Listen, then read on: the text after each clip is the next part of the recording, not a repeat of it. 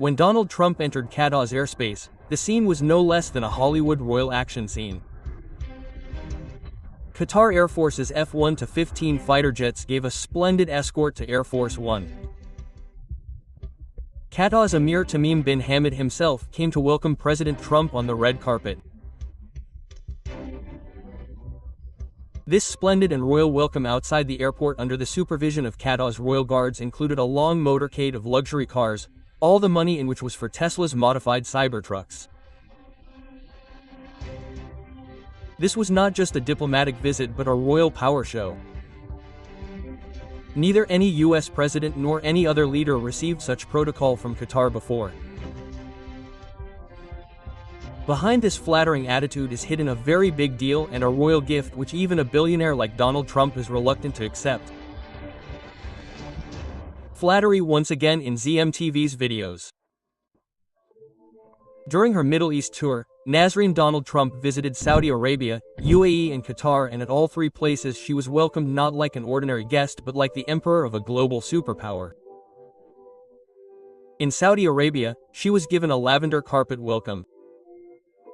Crown Prince Mohammed bin Salman was also present there, and the royal guards presented the guard of honor with real gold swords. Similarly, President Trump was welcomed with great enthusiasm in the United Arab Emirates. Sheikh Mohammed bin Zayed Al Nahyan of UAE received Trump, and the most interesting scene of this ceremony was when young Emirati girls performed a traditional dance in which they were swinging their hair back and forth properly. Anyway, the rulers of Arabia have the skill to impress their royal guests with wealth and style. But Qatar's Emir Sheikh Tamim bin Hamad left everyone behind. He not only got the royal protocol made for Trump but also gave him the royal respect which no American president has ever received on Gulf soil. Everything started with the aerial salute of F-15 fighter jets. As soon as President Donald Trump's Air Force One entered Qatar's airspace, 8 Qatar Air Force F-1-15 jets came on both its sides and joined the formation escort. The White House officials present inside Air Force One made a video of this historic moment and thanked the Emir of Qatar for this royal gesture. This escort continued till Doha's Hamad International Airport, where a real royal welcome was waiting for Trump as soon as he landed. A red carpet was laid on the aircraft boarding stairs from the plane. And in front of that red carpet, Sheikh Tamim bin Hamad Al Thani, the Emir of Qatar himself, was waiting for Trump. This is very important in itself because usually the Prime Minister or Deputy Emir goes to receive the royal guest of Qatar. But this time the protocol was broken and the Emir himself was present for Trump. Also, a special squad of Qatar's royal guard was also present there, which is called Emiri Guards, an elite force that is trained only for the protection of the Emir. This unit has a total of 210 specially selected guards who live with just one mission all the time: protecting the life of the Emir of Qatar. As soon as it left Hamad International Airport, a luxury motorcade was ready to take this convoy to the Emir's palace. The showstopper of this motorcade was the specially modified Tesla Cybertrucks of Qatar's Royal Protocol Division. The scale of the escort was not limited to Qatar only. Armored SUVs of the United States Secret Service were also included in this convoy. At the front was a dedicated crew of cameramen who were recording this historic and royal moment. After that, a GMC Yukon Denali which was leading this entire motorcade. The second lead was seen with Qatar Police's Audi 5 Rupees emergency lights and tactical manuals. Immediately after that, 2 modified Tesla Cybertrucks were running parallel to each other, on both sides of which 8 BMW R10 heavy bikes of Qatar Police were present in precise formation. After that, 2 identical presidential limos which are also called the Beast. Behind them, 2 Chevrolet Suburbans of the US Secret Service. After that again 2 GMC Yukons of Qatar, then a U.S. armored Chevrolet 3500 HD, which is a standard part of the U.S. Secret Service's motorcade. Secure phones, encrypted data uploads and military-grade relay systems are integrated in it. After that again 4 Suburbans of the Secret Service in which backup tactical unit is deployed. After that, the vehicle which is the last line of defense of the president's protection was seen. Ford F-50 Cat truck which has a counter-assault team.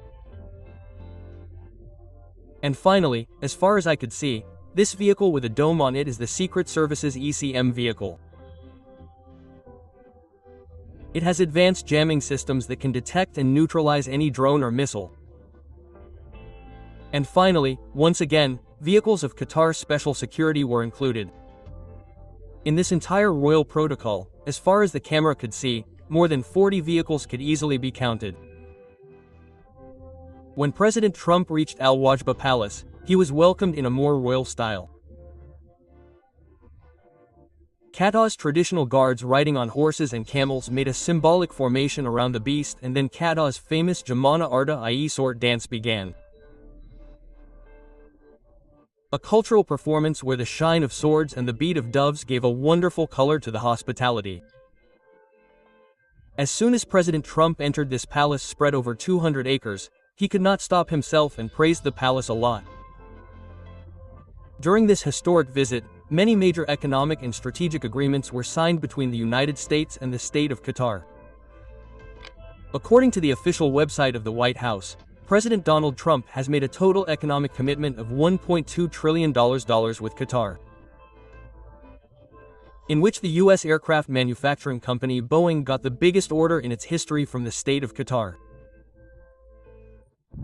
An agreement for 210 aircrafts was signed between Qatar Airways CEO Badr Mohammed Almer and Boeing CEO Kelly Ottberg, whose total value is $96 billion.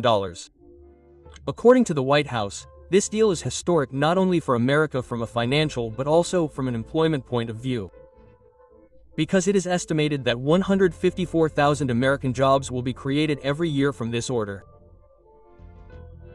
Not only aircraft, President Trump also offered to sell American-made MQ-9B drones to Qatar.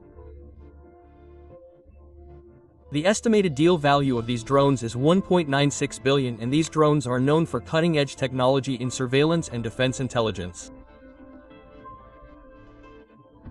Qatar also signed multiple agreements to take strategic partnerships and services from the U.S. in the fields of energy, defense intelligence, and quantum computing. If seen, Trump has confirmed direct deals worth $243 billion during his Qatar visit. But according to the White House, the long-term economic impact of these deals can go up to $1.2 trillion. Now, if seen carefully, the biggest benefit of this entire deal went to America. Boeing got the biggest order in its history. Qatar invested billions of dollars in various sectors of the U.S. So the principle here should be that Trump should have been given a gift. But in reality, exactly the opposite happened. After this lavish and royal welcome, the Emir of Qatar himself gifted an ultra-luxury Boeing 7478 to President Trump.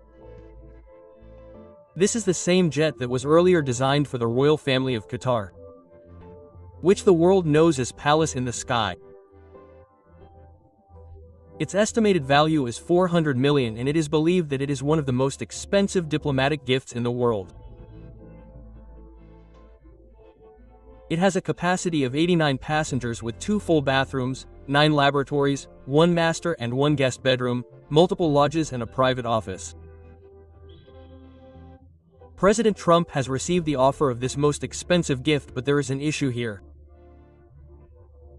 According to the Foreign Event Clause of the U.S. Constitution, no federal official, even if he is the president, can take any valuable gift or benefit from any foreign government without the permission of the Congress. And due to this clause, the Democratic Party is accusing Trump of corruption. But on the other hand, President Trump himself says that why should I not take Qatar's gift when we are giving to everyone? Then what is the harm if someone is giving to us? In an interview, he talked about his Air Force One and said, "This plane is 40 years old. The maintenance cost is sky high, and when the princes of the Gulf have brand new Boeing 747s, why do we use an old plane? But the Democrats believe that since Trump became the president, he has done many such things which have indirectly benefited him. Whether it is about launching the meme coin or the free luxury jet, and this has happened before as well. In Trump's first tenure too, it has been alleged that foreign diplomats used to stay in Trump's hotels just to gain his interest so that their personal business could run and political goodwill could also be gained. So the question of the critics is whether this extraordinary attitude of Qatar and the jet worth $400 million was just hospitality, or is there something else hidden behind it? According to the NBC report, the Trump Organization, which is run by his two elder sons, recently launched a special flight to the Middle East. He has expanded his business very rapidly. His new projects have now spread to Saudi Arabia, UAE, Oman and Qatar. Trump International Hotel and Towers in Dubai, a Trump Tower in Jeddah, a new hotel in Muscat and a luxury golf resort in Qatar's capital Doha, which is being built in collaboration with the real estate company of Qatar's sovereign wealth fund. The important thing is that in his recent tour of the Middle East, Trump visited the same three countries where his family business is expanding the most. According to a recent report by CNN, the business of Trump Organization has increased 3 times in the Middle East in the last few years, and he went on this tour not as the US president but as the head of the family business.